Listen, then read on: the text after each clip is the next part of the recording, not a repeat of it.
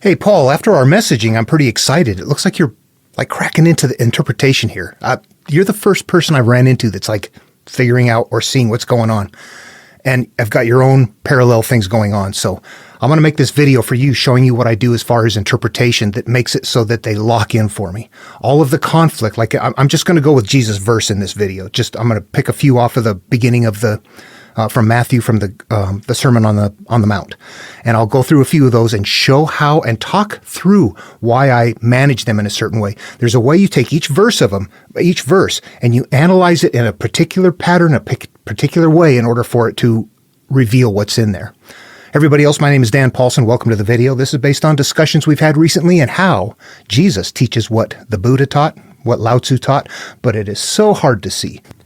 All right, so right in the beginning, it's going to say, "Blessed are the poor in spirit, for theirs is the kingdom of heaven." Now, I look at that and I go, wow, there's a couple of things right off the bat as I go through a few of them. First thing I do is I'm looking at this very objectively, and one thing I notice is that I see a blessed are for theirs. And then the next one, blessed for they. Blessed for they. And what I see right there is I look at that and I think of my past experience and my background. I go, those are if-then statements, which doesn't matter, but that's what it is. If you're poor in spirit, then yours is the kingdom of heaven. If you mourn, then you shall be comforted. If you're meek, then you shall inherit the earth. So you can start changing words and kind of turn them into something that has a more familiar sound to you. If you're a programmer, you will already also know that blessed is a flavor. It's not just an if, it's a good if. Yeah, it's a good outcome. I would look at something like this, though, and go, poor in spirit, for theirs is the kingdom of heaven. And then I talk to people, and boy, it goes all over the place. Here's something that's very important to understand. Let me go here, talk about this for a second. The Bible tells us all over the place, well, probably in about maybe 6 or 7 places, maybe 10, that you never add to or take away from the material. Now, it's okay to add new stories to it, but you don't add to or take away from the teachings themselves. So as we're looking at these, we have to understand that we don't do it. Like when you're talking to evangelicals who are saying, well, that whole Noah naked after the flood thing was because, I don't know, but his son covering him up, that is because the covering up in Judaism, old material, yeah, that means that Ham had gay sex with his father before covering up, and you're like, what the hell? These are people adding stuff to it. And what are they adding to that story? They're adding themselves to it. Okay, so we're going to hold hard and fast to that rule. We're not going to add or take away anything. The verse contains everything that we need. If we have to start pulling stuff in, we're not getting it. We're not doing it right. Okay, so blessed are the poor in spirit, for theirs is the kingdom of heaven. Now, when you look at this initially, it's going to be, all right, well, I don't know what poor in spirit is. I do know what kingdom of heaven is. Kingdom of heaven is taught that after I die, I'm going to heaven, but I don't know how to be poor in spirit. Now, at some point, if I'm making these mentally interactive, I cannot have anything supernatural. I cannot have that kingdom of heaven hanging out there as something that's an afterlife, or I can't interact with it. I have to step back from it and say, okay, I'm done. There's nothing I can do with that verse if I call the kingdom of heaven an afterlife. If I call it this life, kingdom of heaven within, nirvana, peace, good flow in the Tao, comfort, a mind of peace, love, joy. If that's what that is, kingdom of heaven, poor in spirit. What is poor? What is spirit? How do I become poor in spirit? You look at the world and go, well, at least they put spirit there, so you know it's not monetarily, it's not functional, it's something like that. Okay, what is a spirit? If we stop and compare with other global material that's in common, what we're going to find out is that spirit is you, your insides, your knowledge, your skills, your judgments, your memories held with those judgments, everything all together. That's your spirit. And whenever we feel good, when our spirit is happy, it's a mental process. Whenever we feel bad and depressed, it's a mental process. There's things going on in the brain that dictate that feeling. We will sit there and go, oh, this is a spiritual wonder. And we're caught up in that and it's there. But if you step back, you will understand that it's happening in the human body because of the brain activity and the way that the brain is managing its memories. And they're teaching that. I'm saying that here, but if we continue to go through the material, they're going to continue to harp and harp and harp on this idea that whatever you've judged, you got to get rid of it. So that's why I'm saying here, we're going to have a big bundle of judgments that we have to get rid of. That happened to me early in life. I'm bad at everybody. I'm raised as in a way, you know the story. And at some point you're like, this is not okay. I'm I'm a blend, of course, because I'm a person that's supposed to be on this path. So I'm not completely, I'm not like the person you see out there. Even if I'm among them sometimes doing goofy stuff, I don't belong there. I'm coming through there, and I have to find my damn way. All right, so if I go back to this, blessed are the poor in spirit, for theirs is the kingdom of heaven. This is a devoid place to start. You start out in life like Adam and Eve in the Garden of Eden before having had first sin. They were poor in spirit, and they were in, as you realize, poor in spirit is an identical analog to being naked and unashamed. But you have to understand those naked and unashamed means I'm living life without, you can know anything about me. I'm not hiding anything. There's nothing about me that I have no fears and no judgments that I'm living through that continue to hurt my life. I'm naked spiritually, not physically, spiritually. When Noah was naked after the flood, it was because he returned to the point as an adult where Adam and Eve were, as a child, naked and unashamed. Now he was naked and unashamed after the healing. They had not had first sin, and they were living in Eden. Here we have poor in spirit, kingdom of heaven, same location. This is the beginning of our life. Blessed are they that mourn, for they shall be comforted. It goes on again, if then, mourn, comforted. If I look at that and I think I'm not going to interpret that, I'm just going to say, all right, if I mourn, am I comforted? Sure, yeah. But is everybody?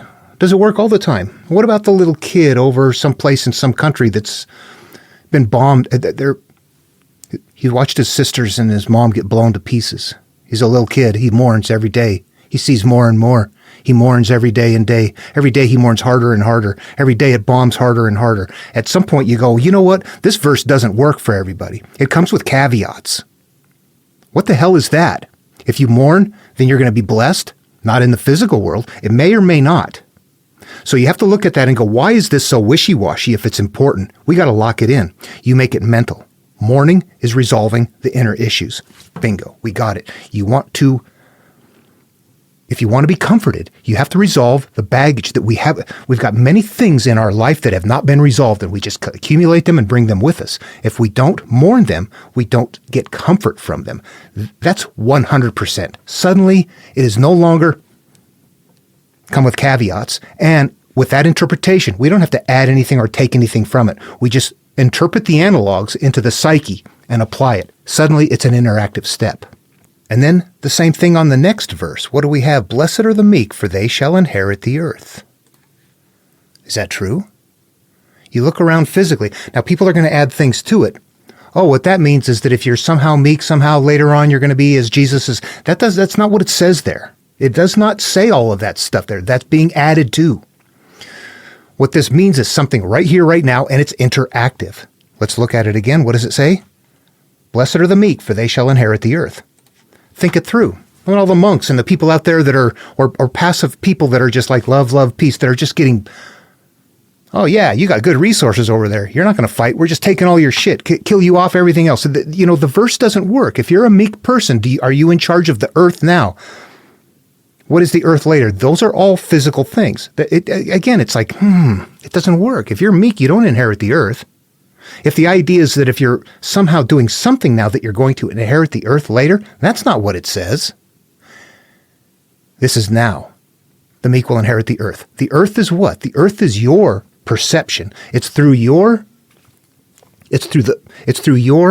mote in your eye, or clearing the mote out, it's cleared out. Now, what we have, blessed are the meek, for they will inherit the earth. The earth is your personal experience. And what do we do when we're not feeling okay? We are usually in this mental turmoil, fighting, arguing with ourselves. Put it away, I hate you, yeah. And what happens there is it just continues to build, and we're actually adding to the pain when we do that. We're continually practicing it, building it. It's like we're fertilizing the seeds that we planted in the garden, or we're adding to the negative energy that we've experienced early on. At first, you might have thought, well, I'm not quite sure what to make of that. That wasn't okay. And then 20 years later, you're like, I'd fucking kill that person if I could. It grows. It gets worse because we're not being meek, and we're not inheriting our earth. What we're doing is becoming more frazzled and becoming more towards chapter 6, the earth that needs to be destroyed. Sorry, that's from Genesis. I do that. I grab things from all over. At some point, that's how I came to where I'm coming from. Okay, so I wanted to point that out. I don't think the video needs to get really long. You can ask me questions or whatever. There's a point where I'm looking through these. I got a little tiny New Testament, the pocket-sized New Testament I used to take up in the mountains all the time when I was working at weekends. I'm up hiking, soloing, all that kind of stuff.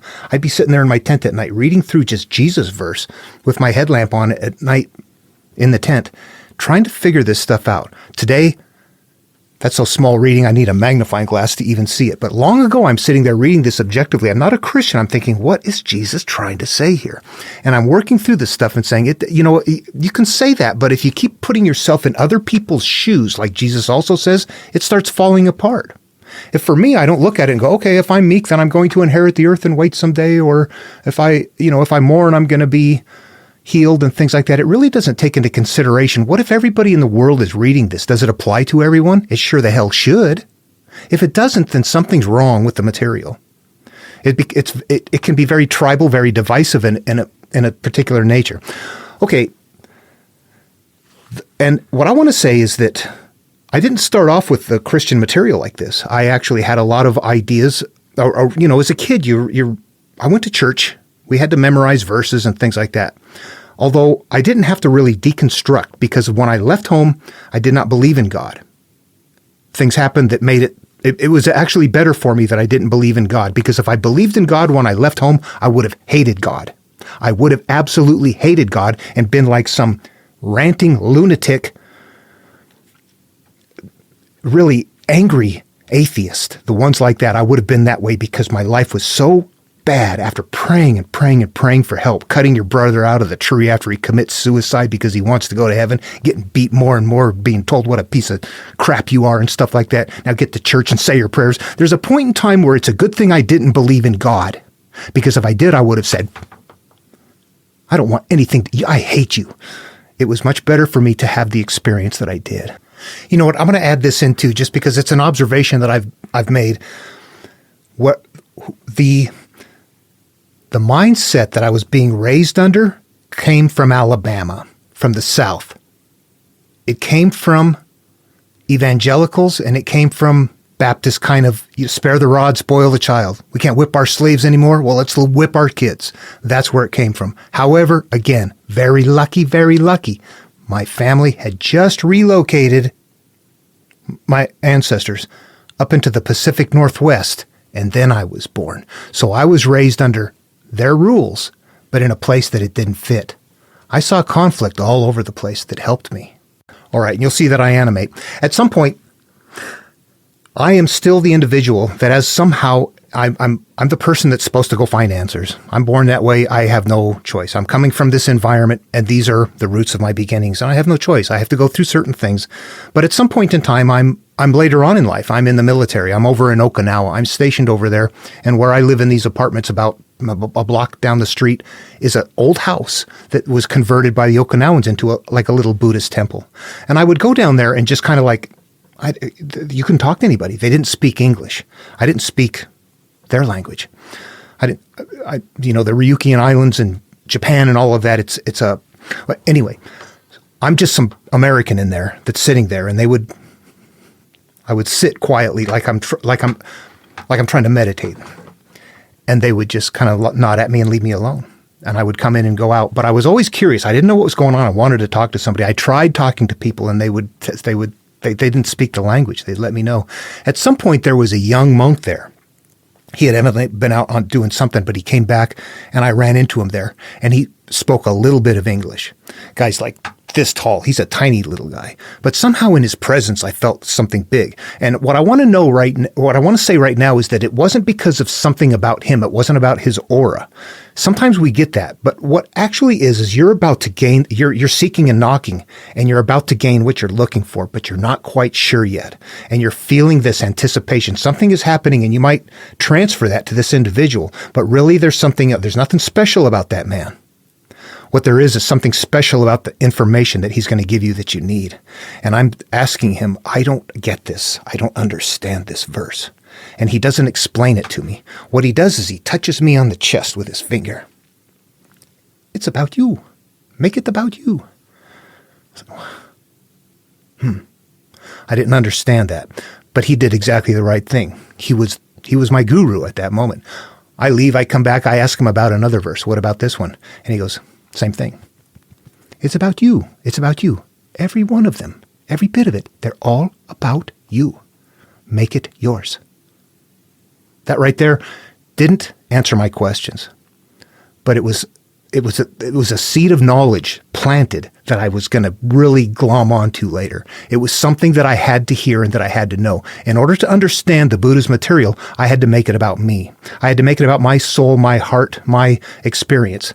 That this wheel that's following me through life, that's pain, dragging. I'm the ox dragging that cart, and the pain continues to follow. I begin to realize, okay, I see how to put myself in these verses. I am that. I am that creature. The vessel is being built, and what is inside is what makes it. Okay, I'm the vessel being built, and what is inside. I'm beginning to gather this knowledge, but I still don't know what to do with it. But there are things, as I learned, that are so vaguely familiar to the Christian material conceptually that I'm like, something is really kind of strange here. I don't get it. The verbiage sounds different, but something in the background sounds like the same thing. The verbiage is radically different, but if you study and if you really get behind things, now you can't just listen to somebody and go, oh, that's it, that's karma. I'm the person that's, what is karma? How does it work? How does it work? How does it work? Okay, you're the person that gets behind things. And at some point you realize, okay, karma is cause and effect, but it's not cause and effect in the physical world, it's cause and effect based on what you're holding up here. The nature of what you're holding on to up here is going to continue to keep happening. That's where the cause and effect comes from. And that's where the karma comes from. Yes, there's, you do things nice to people, they'll do things nice back. Maybe, maybe not. Again, does it always work? But it has an incredibly vaguely familiar sound to it still from Jesus, nevertheless. The measure you mete into others will be likewise meted unto you. And you're like, okay, think it through. If I do something nice for somebody, does that guarantee they're going to do something nice back? Maybe they can't. Maybe they don't want to. Maybe you're trying to help somebody that's angry and they're acting out and they're just going to say, get out of here. Yeah, there's times I've tried to help people and been told to back off. And there's times where you're mad at people maybe and they tell you, have a nice day. And they leave. So it doesn't always work. You look at that and go, there's another one of those. If you put it in the physical world, it doesn't always work. It's a little bit flimsy here. So it goes in the mind. It's cause and effect. The measure you mete into others will be likewise meted unto you. It's not about right here, right now in the physical world. It's about whatever you have experienced in the past that you have judged is going to continue to happen. Cause and effect in a very obscure way. I begin to understand that there's something that if I manage the Buddha's verses in a certain way, and I take that technique and I come over to Jesus' verses, understanding that they're doing the same thing, but it's a different carrier shell, okay, I'm getting into it here. Okay, this is an important time in my life to have this very analytical brain and the fact that I have all this Christian experience, but at the same time, I don't believe in God or Jesus, so I don't have hatred for them. So I'm able to approach this material looking at it going, you know what? Everybody that told me something about here didn't know. I was a kid that was seeing something that I couldn't get answers for. And at some point in time, I have to understand there's something going on in my head that's just not going on in theirs. They can't help me. I'm on my own. And if they say you're wrong, you just have to keep quiet and go about your business and don't tell them what's going on because they'll try to stop you. Okay, there's something going on. And what this material is here, go talk to any Bible college. They will go, I have no idea what you're talking about. Yeah, no, you just worship.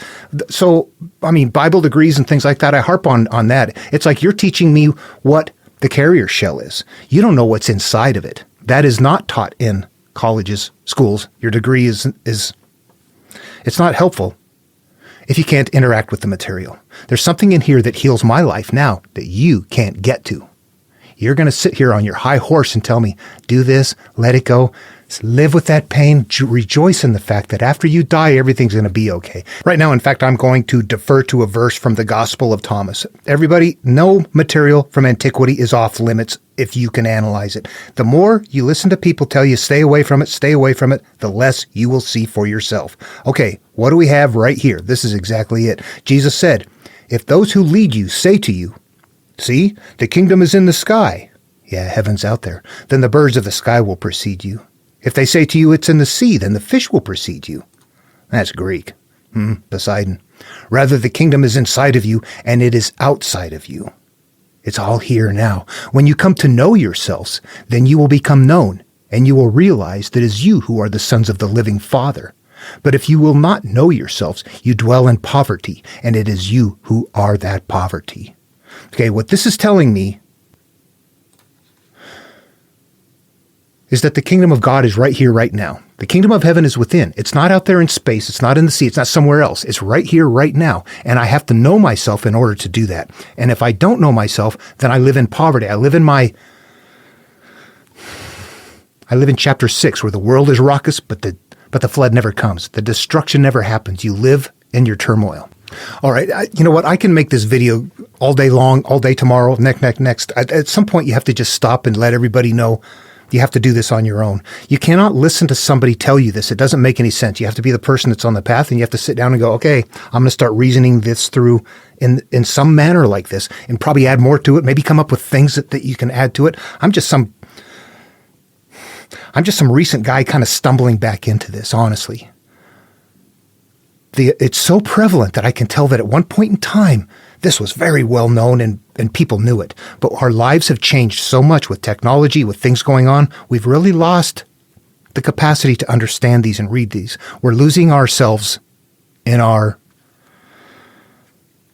technology. They lived through these stories. They didn't just sit around all day. Imagine your life with nothing but a story like this to do in your robes. Now what are you going to do all day long? All day long. I think at some point, if people had spent like a month where you're just out there doing nothing at all, at first you'd be like, oh, this is wonderful. And by the end of the month, you'd be like, oh my God, this is not the way the human brain works. You are not here to sit and do nothing. That will wear you out very damn quick. Actually, that 1 month is a bad example. Honestly, you can, if you've had a frazzled life, a month off would be wonderful. I know that from past experience too. What I mean is spending a lifetime, really, honestly, with just not having technology. That these stories and what's going on in the background is so much bigger than, it served a bigger purpose than just looking at it and going, oh, I'm going to worship this and wait. They knew more about this material back then than we knew today because of the way that they were able to spend time with it and because they had the stories memorized. I'm going to really misquote here badly, and it's either Plato or Aristotle. I don't recall anymore. But I recall that the teaching was that now with the advent of writing, people did not know as much as they used to. Even though it was spread out all over the place and more people had access to it, nobody had access to it at the deepest level that you would achieve through memorization. If you and I are talking back and forth about Genesis, let's see, chapter 12, when Abram and Sarai they're in a famine, right? They're in Canaan, in the land of famine, and then they went off to sojourn in Egypt. And we could talk in that way. I just happen to know those. We go through the entire Bible. We could have those discussions back and forth. Today, you're like, hang on a second. Let me go look. What page? What chapter? Oh, what chapter? What verse? We have to do that. We don't have the depth of knowledge that they did. And we have to know that. We really think we're big shit. We just need to get off of our high horses, humble ourselves, turn inward, and heal our wretched souls. And the instructions lead that way. And at the end of the day, however you want to interpret it, it tells you that that's the way to God, that that's the way to heaven, that many are called, few are chosen. All the people that are going to church telling you, yeah, wait, it's going to happen. They have not entered the narrow gate. If they're not interacting with the material, the narrow gate is what is into the mind. These doorways, whatever we're going through, there's thresholds that we have to cross in material, and all kinds of material. And I'll stay out of that. Let's just stick with Jesus verse because it's easier to access. The difficulty here is, the heaven and all that. I don't know how to say it. There are people who say, I don't want to do what you're doing because it takes away this comfort that I have over here in the belief. When in all reality, when you interpret the material, it's like your comfort is wrong. When you look and look and look, you're going to find out you have not entered the narrow gate. You're standing on the outside with one of the many called looking outward, where all of the roads lead to destruction, whether it's the myriad of all of the different Christian denominations or religions that they're all looking outward. They all have a way to hold people, but they all are made on a template that if you are the one that can find the path and turn inward, you become at one with the Creator at that point. So if you want an afterlife, you don't sit and wait on the outside happily waiting for God to come and waiting for death to come. You stop and go, oh, I'm going to turn inward because the path to God is through here and through a healing process and a way of, am I worthy? Am I worthy? And this tells me that God is not, if you're looking on the outside, if you're not interpreting it, God wants your worship. If you interpret it, God wants your actions. I got my own thoughts on that, but I want to leave that out there for people that are like, I think Christians can access this if they're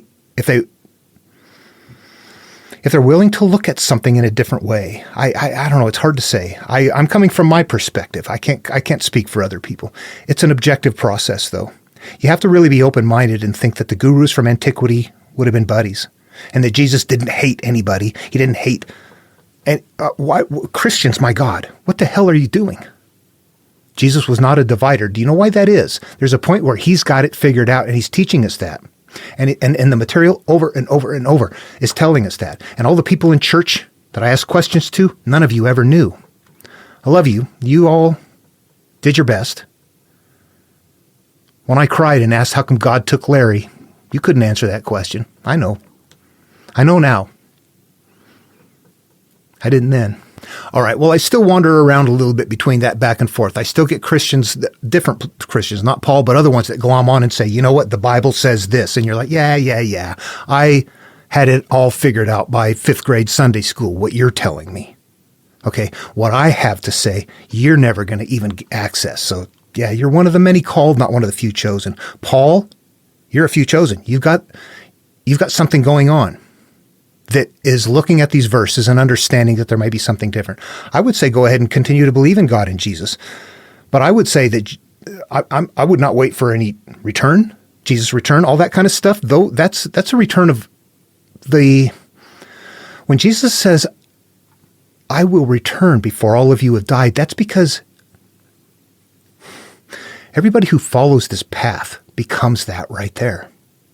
This return happens every time somebody figures it out and follows his teachings. When they stop hating him, stop worshiping him, and start understanding him and doing what he says. There's not many people do that. Most people just hate him or love him. Few follow his instructions or even understand them. They're cryptic. You have to think them through, and you got to have the right kind of brain that can do that and say that makes sense or it doesn't make sense. And mine, it just didn't. Again, the video's there. You're the one that looks at other alternatives in the story. Why did Jesus kill a fig tree when he was hungry, when he could have had it?